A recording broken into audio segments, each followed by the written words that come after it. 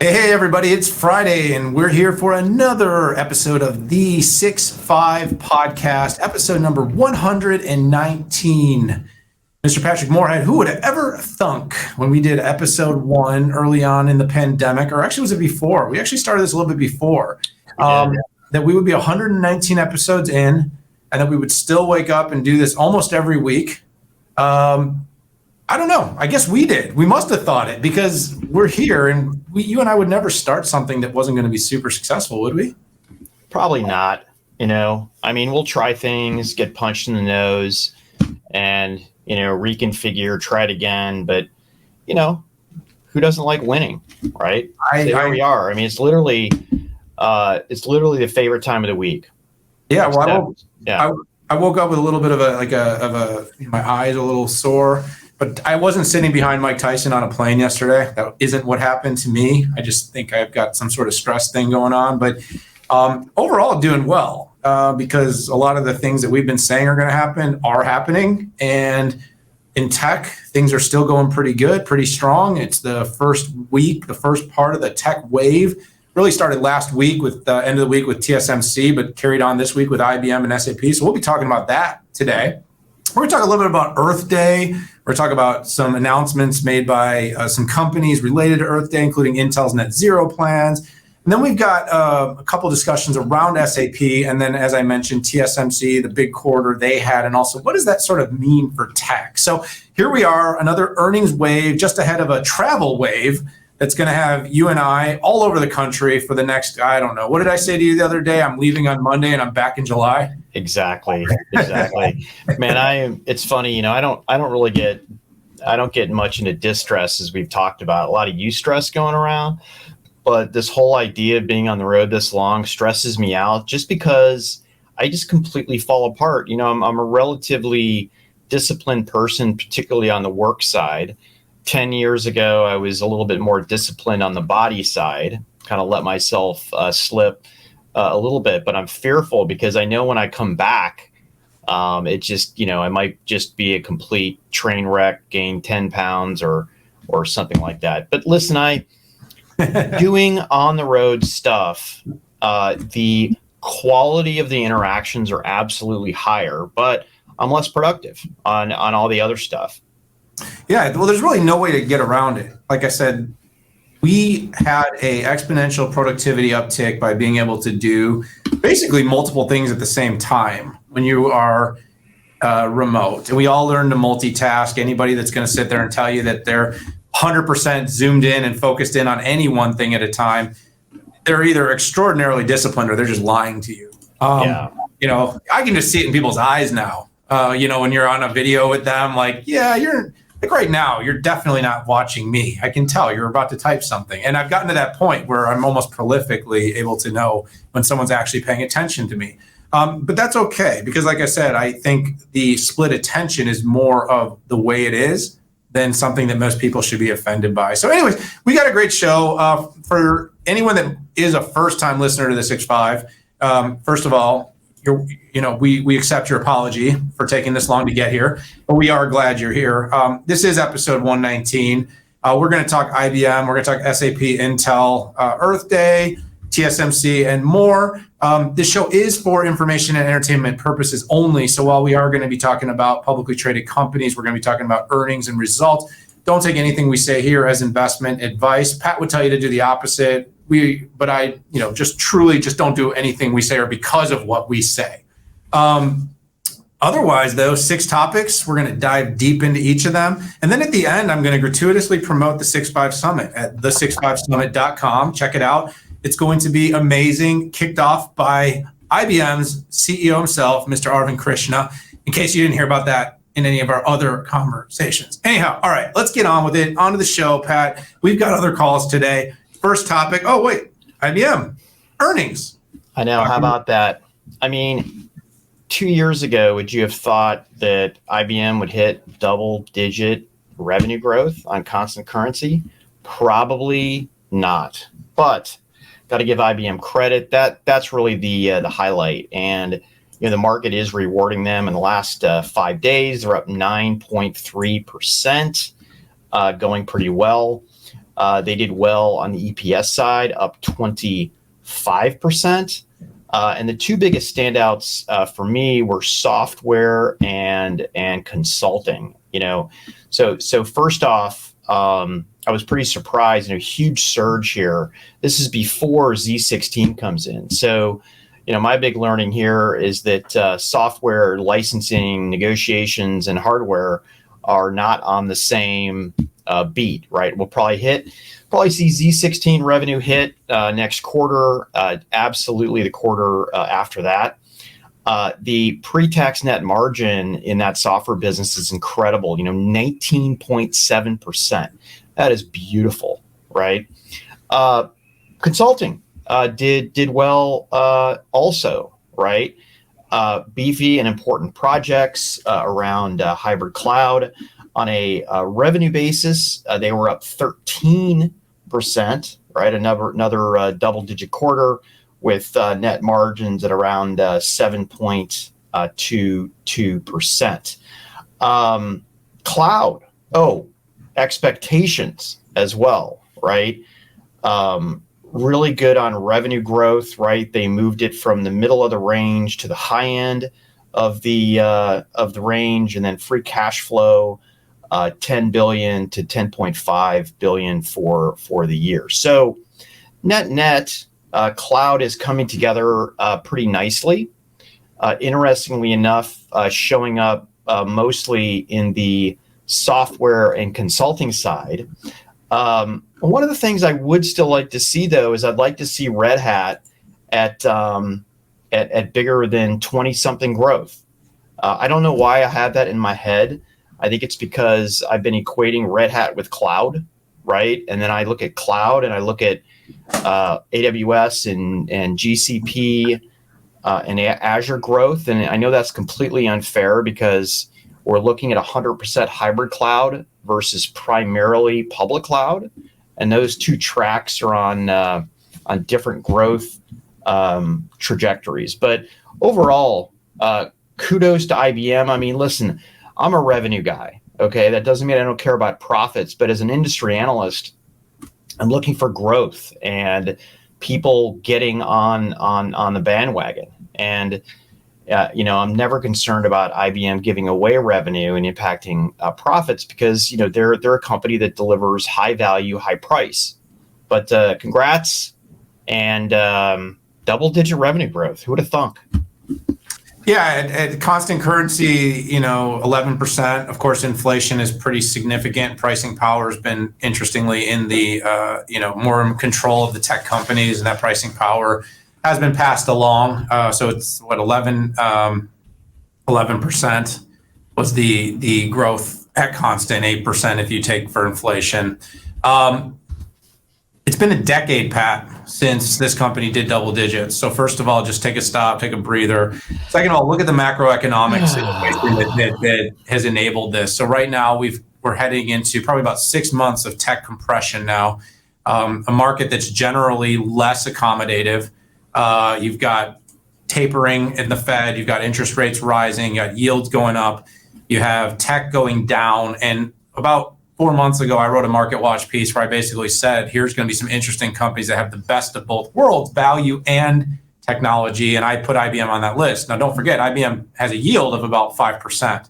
So there's a couple of things in play here. You hit some of the good numbers. The first question is Arvind Krishna making a difference in the company? And now that we're a few quarters in under his leadership, it's starting to look like the answer is yes. Because you got to remember, there was a period of time where not only were they not growing, they were declining. Under Ginny Rometty, and it was happening for quite a long time. Arvind has seemingly turned the ship. He had a big challenge in terms of the spinoff of Kyndryl. And while we are a few quarters past that spinoff now, it's actually becoming more visible in the business how important it was that spinoff took place. So we're seeing the benefit now of getting rid of non-performing assets and enabling yourself to focus. The focus came around to hybrid cloud, AI, software, and that's why you're seeing cloud sort of spread across the business in terms of its new reporting structure, rather than cloud being inherent to just being a business unit itself, because there's a cloud revenue attached to infrastructure, software, and consulting. And of course, it's the big C and the little c. The big C is all the different ways cloud, IaaS, PaaS, SaaS, services, consulting, all tie together. So that high mid-teens digit growth of the cloud business in the 21% or so, Red Hat should be reflected upon as good, but it is always compared against the hyperscale growth numbers of Azure, of AWS, of Google that are larger. And so I look at IBM as the enterprise hybrid cloud company, and they're very focused, financial services, healthcare, manufacturing. They've been able to lean in there. The Red Hat business is starting to pay off. It's giving them tie-ins. Their ecosystem investments in partnerships around SAP, around Salesforce, around Microsoft are starting to make a difference to the business as well. They're not trying to be a cloud company in the sense of what AWS is or what Google is. They're trying to be a part of a cloud ecosystem, and that seems to be paying off for the company pretty well. So the numbers are pretty good. You mentioned that next Z cycle, that'll be big because it'll make the systems number better, which it was not good this quarter, but it's the 11th quarter of the Z15 box. Now we're heading into Z16 cycle. The early cycles are always really good. So as I say, a decade without double-digit growth ends. Arvind Krishna is seemingly executing and the team is showing some strength. The company is a stronger investment opportunity right now for people because of the fact that they are more value while at the same time showing encouraging growth numbers, Pat. So good job, IBM. Let's talk about Intel next. We have Intel. Basically, I just picked one because there was about, over the last 3 weeks, Pat, there's been 7,000 announcements from tech companies about various, greenhouse gas emissions, sustainability efforts, ESG sustainability reports. Just now this morning, ServiceNow put one out. I think a week or two ago, we saw one from IBM. We've seen them from Amazon, AWS. And so this one happened to come out this week, so I picked it. But at scale, what essentially we're seeing here, Pat, and I think this will really flow nicely into our next topic, is that we are coming to a head in terms of this conversation about companies coming out making material disclosures about their plans to be doing things for the climate, for the world. That's whether it's materials, whether that's manufacturing programmatic changes, whether that's data and accountability, whether that's purchasing carbon offsets. By the way, Pat, the first time ever, I was booking travel for an event through a booking, and I was asked if I wanted to participate in carbon offset credits for my travel. So starting to see companies doing more of this. So Intel basically came out, said that they're going to reduce direct, indirect greenhouse gas emissions to net zero by 2040. Again, this aligns with what a lot of companies are doing. Some have gone as aggressively as 2030. I think the Paris Accord is looking out to, is it 2050? It's a longer horizon, but there's this horizon and companies are trying to challenge it and beat it. One of the things I did like about what Intel did here was 2040 is a long time from now, Pat. I mean, I'm kind of not sure what I'm going to have for dinner tomorrow. Actually, I'm not even sure what I'm going to have for dinner today. And so when you think about a company making a disclosure of a roadmap, for instance, we usually look at roadmaps like we want the chip roadmap for 3, 4, 5 years max. So coming out with ESG initiatives that are going to go out over 2 decades is one of those things that I think it gets kind of a wink and a nod and everybody says, great. And then everybody goes, I'm going to be 100 by the time this is done. So it's kind of trying to reconcile that in people's minds. So I like the fact that Intel did come out with some milestones. They did say by 2030, they plan to, for instance, achieve 100% renewable electricity use across global operations. They're going to invest about $300 million in energy conservation at their facilities to achieve what they call $4 billion in cumulative kilowatt hours of energy savings. And then they're going to build all of their new buildings. And of course, they're building all these new fabs to meet US LEED program energy saving standards. So one other thing that they mentioned in this report is that there's going to be an ongoing increase in effort with its supply chain, its partners up and down, to expect and demand more from everybody in their supply chain to participate. Because as we know, none of this happens alone. In a semiconductor, what is there, 50, 70, sometimes 100 different sources of materials and assembly and manufacturing. That's why our supply chain is so problematic right now. So these are all partners of Intel. And then they got all their resellers and all the impacts that they have to manufacture the goods, a PC or a server. So all that comes together. I like the fact, Pat, that companies are coming out and saying it. I continue to be a little bit skeptical about accountability. How do we really track this to make sure that what companies are saying they're doing? Pat Gelsinger is the say-do guy. So I'd like to know how they're going to kind of say-do. But I did like that there was a bit of an interim 2030 goal that's going to be set. But overall, still wondering quite a bit personally if all the efforts around climate and ESG are going to be matched with actual outcomes. And at what point are we really going to audit it and hold all of these companies' feet to the fire? Good stuff. So I'll first say that I see a difference between kind of companies trying to be woke and say they're doing something, but they don't actually have anything to do with the chemicals, the manufacturing plants, right? And then there's the people who are using doing the manufacturing. So, and Intel, I mean, listen, all semiconductor manufacturers use some very toxic chemicals, right? To do etching, to do cleaning. A lot of solvents and acids are used here. So chemicals like trichloroethylene, acetone, isopropanol, and other alcohols like denatured alcohol, you can't just throw those in a river, right? And so there's a lot of stuff that's done. And I think Intel making a proclamation on this, to me, means more than some of the other companies who they don't actually manufacture. They're distributors. They put stuff together, right? So this is a big deal to me. And this is why a company like Intel, who actually has to make big decisions and big investments about this, I'm really appreciative that they would do something like this.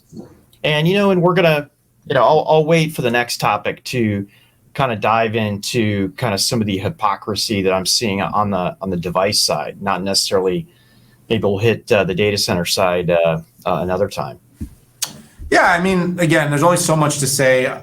I think the macro trend is looking at each company's contributions, goals, and the way they're being measured, Pat. And to your point, Intel has a big role to play because of how big their supply chain is up and down. So let's talk about that. So you went on a little bit of a tweet storm. You were doing your, you were doing your thing, as I like to say. And you kind of made some calls because obviously Earth Day was a day to celebrate all the great efforts that companies are making. But at the same time, as I just did, it's also a time to reflect and say, great for posturing, but what's really happening here? And so your tweets created a bit of a storm. So talk about that. Yeah. So, I've always been kind of a scab picker when it comes to, and playing the opposite side of the room. And first off, I just want to say that I am a firm believer that we should be doing less. We should be doing more to use less resources. We should also be consuming less as well. But when I see hypocrisy out there, I have to call it. I really feel like it's one of the things as analysts we have to do. Right. So, yeah, I picked the scab, and listen, this is not coming from something I read in a book. Right. I worked for device manufacturers for 20 years. Right. So I'm very close to this. But when some of these tech companies proclaim sustainability is their number one priority, right, I have to ask that question. Right. And on the device side, there has not been a device with a modular design that, and this is my hypothesis, that wouldn't need to be thrown away in a dump every 2 years. You would essentially take, different pieces of what you wanted to upgrade. And let's say it's a smartphone, it's a camera or a processor module or an upgrade on a display. And the same thing goes for notebooks and for smart speakers. I just think, this is hypocrisy in the industry. Now, economically, right, modular designs more expensive, they're thicker, consumers see them as more complex, many times less rugged because the interfaces, the connectivity, and it's hard for these manufacturers to put a commitment on an upgrade roadmap, like let's say a decade or something like that. And net consumers are saying through their actions by the chronic upgrades that they actually don't think that sustainability in the environment is number one. Otherwise, they would be like, I'm not upgrading. I'm going to use this smartphone for 5 to 6 years, regardless of the awful performance that I could get out of that. And here's the dirty little secret with CIOs. When I talk to them, I'll always ask them, hey, are you willing to pay more for something that pollutes less? And Daniel, 99 out of 100, when I talk to 100 CIOs every week, that's an inside joke, everybody. I don't really do that, but I probably talk to 100 CIOs per year. Anyways, they say they won't pay extra for something that's green. Okay. So if consumers aren't voting with their wallets and enterprise IT is not voting with their wallets, do they actually care about sustainability? Right. And then another way I wanted to look at this, well, maybe the industry just hasn't done enough here. Well, guess what? In 1998, I was on the board of the device-based consortium. It was Compact Computer. We were number one in everything. And that's who I worked for. It was Microsoft and it was Intel, right? And we were going to put together a modular architecture for floppy, hard drive, optical, and even processor and memory modules. You know what? It fizzled away. People weren't interested. It was too expensive. And it's funny. It's so old I can't even find it on the internet when I do a web search. There was Google's Project Aura that was a modular architecture for smartphones. It's dead. Okay.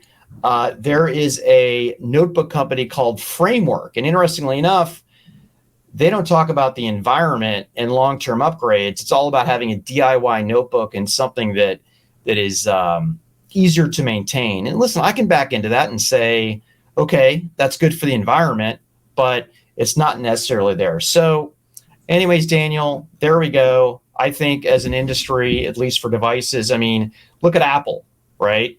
They have this had this robot called Daisy that I saw in town that would you put a smartphone in and it disassembles stuff.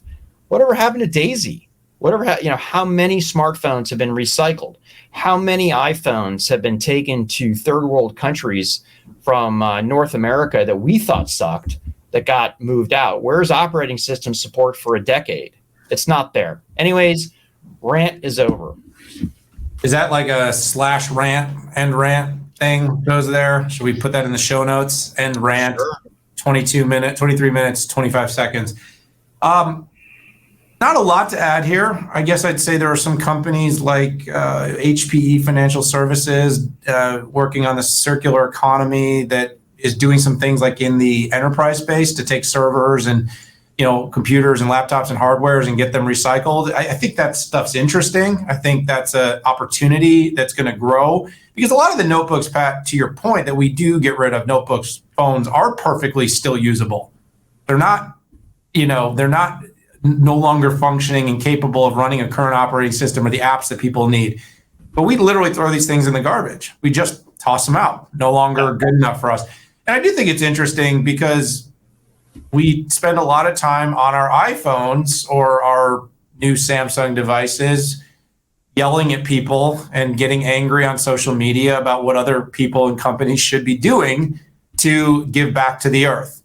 But this kind of goes on to just be what I would call a symptom of society, of today's society, Pat. And that's everybody wants things to be done, but they don't want to do it themselves. So they want, climate change to be a focus, but not my phone, not my laptop, I want my new, I need a new flat screen TV every year. I want to replace the car. I mean, heck, even Tesla, what are we gonna do with those batteries? Like, okay, because I'm pretty sure. By the way, where does most electricity come from? It's from burning coal. Yeah. Globally. And I'm pretty sure, though, that the toxicity of that lithium and those batteries is probably worse than some of the toxicity of the carbon that is output from our vehicles today. But again, no one wants to talk about that. So let's not talk about it, pal. Let's just talk about something else, because I don't want to offend anybody by actually at least making them think beyond. You know me, I play it safe.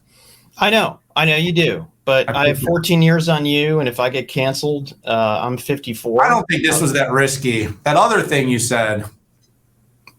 Okay. Inside joke.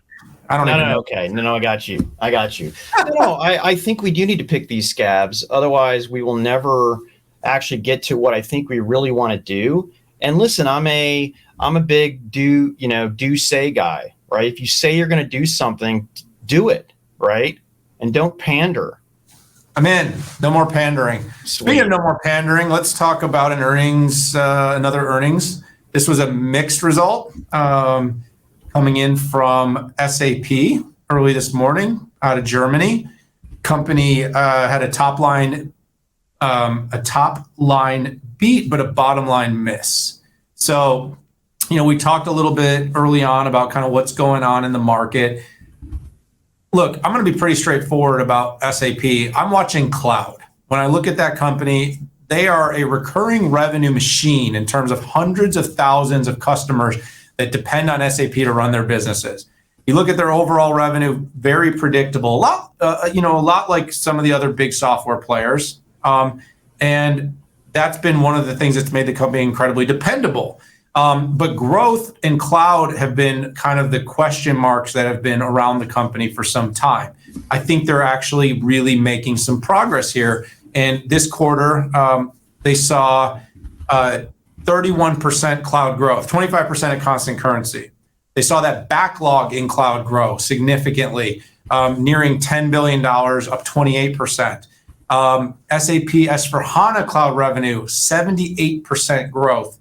And a reaffirmed outlook for the company. So what happened on the miss? Well, our next topic, we're going to talk a little bit about a note that came out this week about SAP's, what they're doing to deal with the Russia and Ukraine war. But that had a big part of it. One thing I liked, Pat, and you and I got access to this morning, is I've been asking, and I've said, over many years, one of the big complaints about S4 is that the lift from legacy on-prem SAP to S4 is a significant transformation that companies cannot make gradually. It's a fairly large lift and shift. So the company's got this rise with SAP.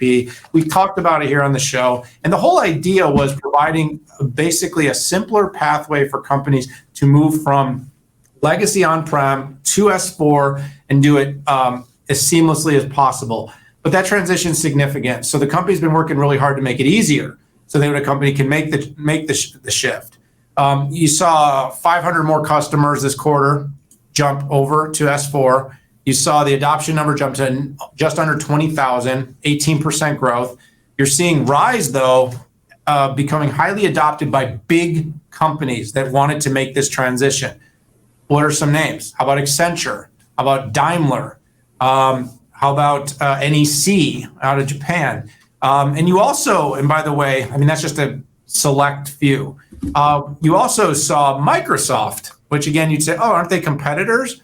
Yes, but Microsoft also works with and uses some of SAP's technology.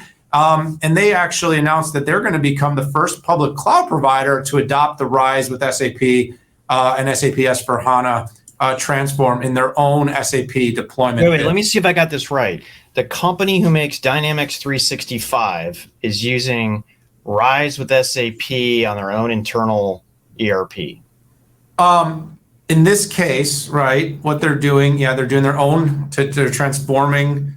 Okay, so let me just read the word. It's not that hard of a question. Read the word.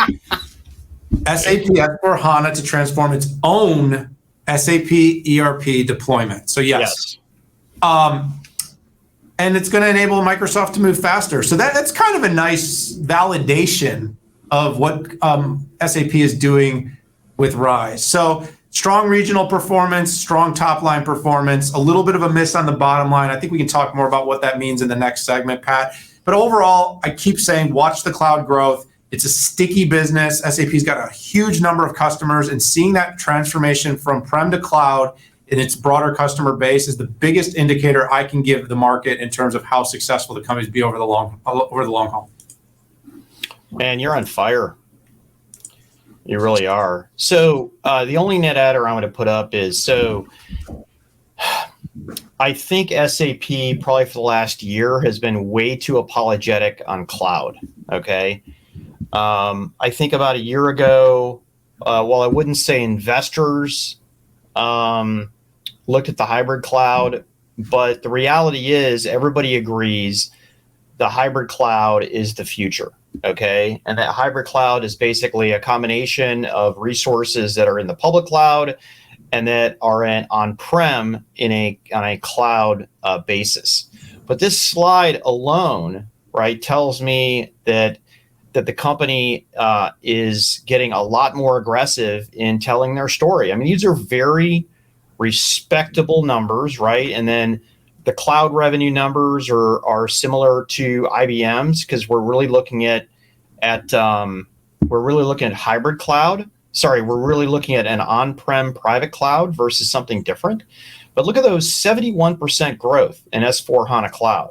That's a monster. Look at that backlog at 79%. And then finally, Qualtrics, which I believe is going away after a while, more of a SaaS play. Those are actually bigger numbers than an enterprise. So Qualtrics was spun off, but SAP still holds the the majority of the share, kind of like the VMware. No, I appreciate that. Thank you for the thanks for the clarity on that. But still, yeah, the interesting part is Qualtrics, which is like 48%. Are you kidding me? Yeah. Like typical SaaS growth is, we've seen is like 30, 35%, right? From the big guys, whether it's Oracle or even Salesforce. These are monster numbers. So net, congratulations on a great cloud quarter. Some of the customers that were brought out as well, like Accenture, Daimler Truck, Grupo Estrella Blanca, Exide, NEC, Ooredoo, Quin Food, Rising Auto, TELUS, Tremontina, and Wipro. Right? Those are big names. So I don't know, Daniel. Something big seems to be brewing at SAP, and you started on this, and I'm going to end on this. What people need to understand about SAP is SAP is at the center of business, and there's legacy in there. This is not standing up a new application that's brand new with brand new data. Some of these databases or applications go all the way back 25 years ago. And with Rise, and when you're moving to S/4HANA, you're not just doing a copy and a paste. You're not doing a lift and shift. You're completely redoing the business processes. Okay, how you make products, how you source raw material, how you invoice, and how you pay people. The basics of business, as opposed to some brand new application that sits out on the edge that has no cruff. But good stuff going on here. Absolutely. So let's talk about the situation in Russia, because SAP put out a note this week. They sent out a press release kind of talking about that, and when they were pointing to what their shortcoming was for the bottom line, that was a lot of Russia-related talk. Yeah, I mean, they SAP was doing very similar things that other companies in their class were doing, but I think they were getting more heat because they're a German company, right? And there's a lot of heat on the overall German government on the amount of military support that it's giving Ukraine. It's kind of been a huge story, less so in the United States, but more so in the EU. So this was SAP's definitive statement. First of all, that it's supporting Ukraine and all the government sanctions, and it always has. But this is essentially a complete and orderly exit. I mean, think about this. If you've been servicing a customer for 30 years, and literally the shit hits the fan, you really have to think through a pullout. It can't be, some crazy thing. You might be shutting down a hospital. You might be shutting down a grocery store. Okay. And I think when you look at the big picture, I don't think anybody can say it's a good idea to leave anybody in any country at risk of food or medical or anything like that. Maybe you're going to take down a power grid. So that's just not cool. So SAP really had to think about this. So first off, cloud services, right? They are shutting down all cloud, a complete cloud shutdown. And they're giving their customers the choice to delete the data, to have it packaged up and sent to them. SAP is also going to work with a third party that's going to essentially take over some of the operations for SAP for that to wind down. What these Russian customers go to, right? They can't go to Oracle. They can't go to Microsoft.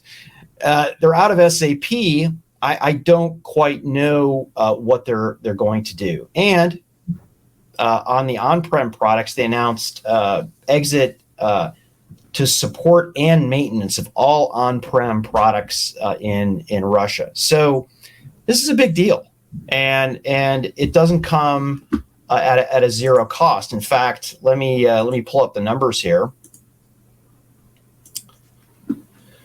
So in their earnings call this morning, SAP's total Russia shutdown, 300 million euros in annual revenue. There's going to be a one-time 80 to 100 million euro one-time charge, and overall a $350 million non-IFRS profit hit. And non-IFRS is like non-GAAP here in the United States. So it's going to leave a mark. So, some countries do very little business in Russia, and, it was on the edge. Maybe it was one application, not a big deal. They've been operating for 30 years, powering hospitals, manufacturing plants, food processing, and things like that. But they're taking a pretty big annual hit. But you have to, and I give them credit for doing this. Yeah, absolutely, Pat. And you hit a sub theme that I want to mention. I don't think I need to beat the drum really hard, but we conflate things a lot as a society.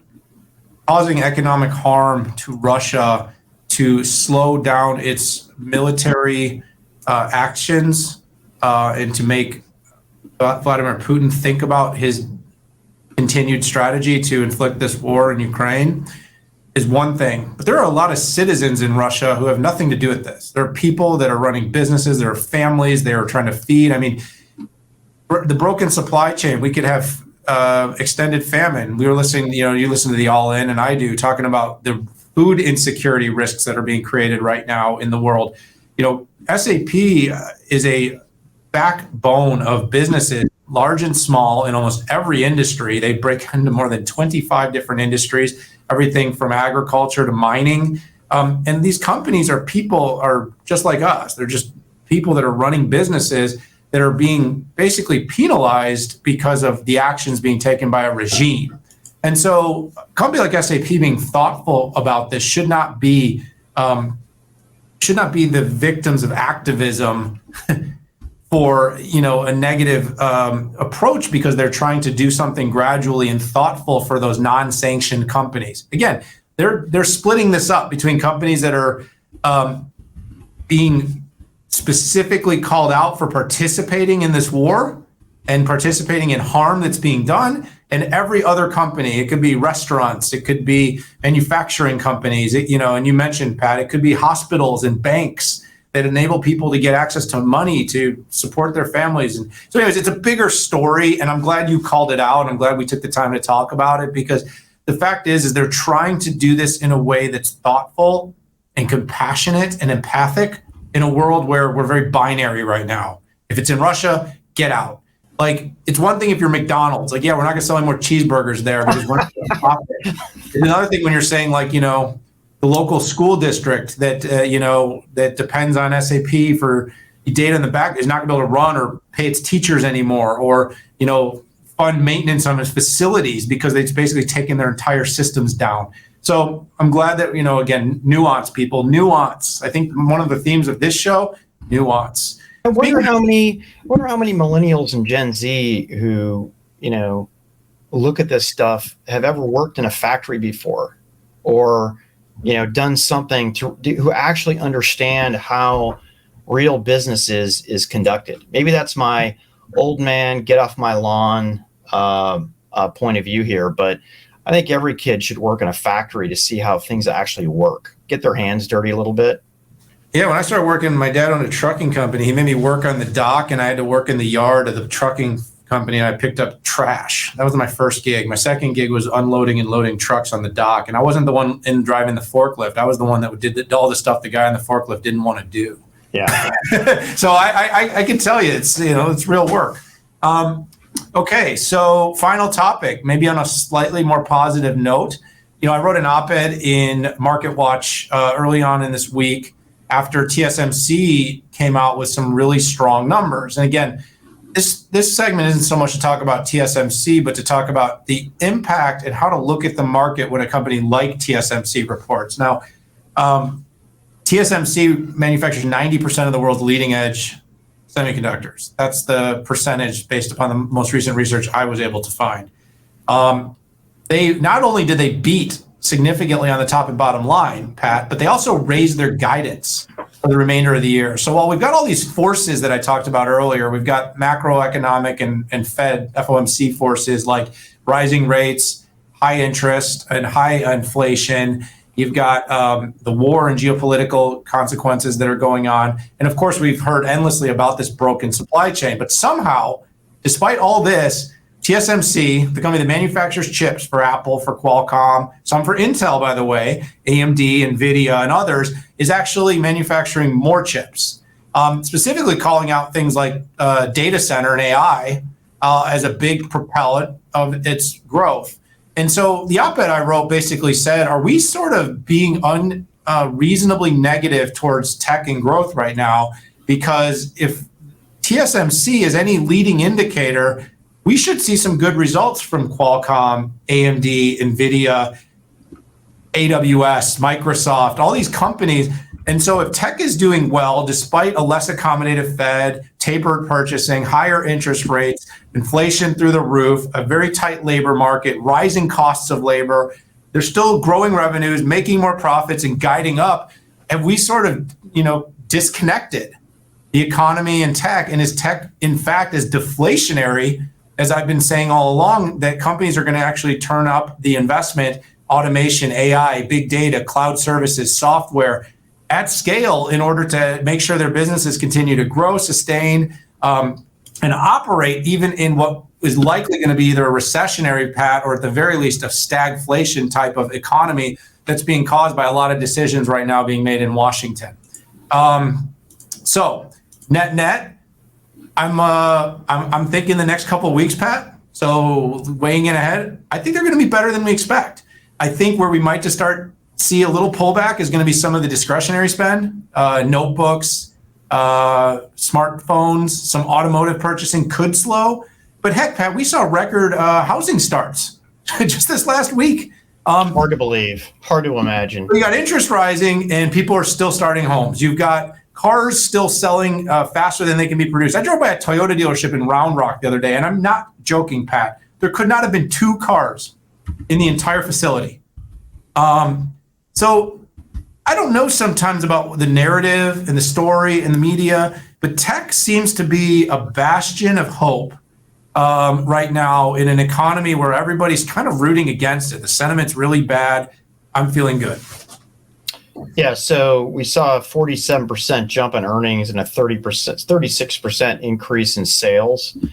And the way that I try to see is if TSMC reflects on the market is really they've doubled prices on some of their highest order semiconductor products, and then if I look at the percentage of revenue from those, I still think we're going to have a good unit.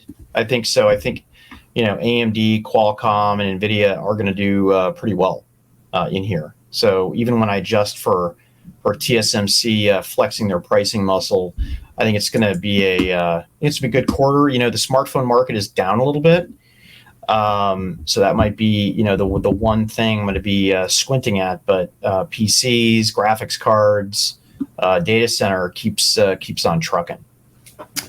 Yeah, we ran a little bit long here, everybody. So thank you so much, Pat. Good ads to my diatribe, and thanks for letting me do that. I think we each had one today. But overall, lot to cover. Great show. Hit that subscribe button. Go to the65summit.com and sign up. It's going to be epic. And we appreciate you. We should be back next week. Pat and I are going to be on the road in Chicago together doing a 6.5 Insider from the road. Or which one is it? Is it on the road? Is it Insider? It's on a 6.5 on the road at Oracle. So, and we'll be at an Oracle launch event. But thanks for tuning in. We appreciate y'all. But we got to go. See you later. Take care.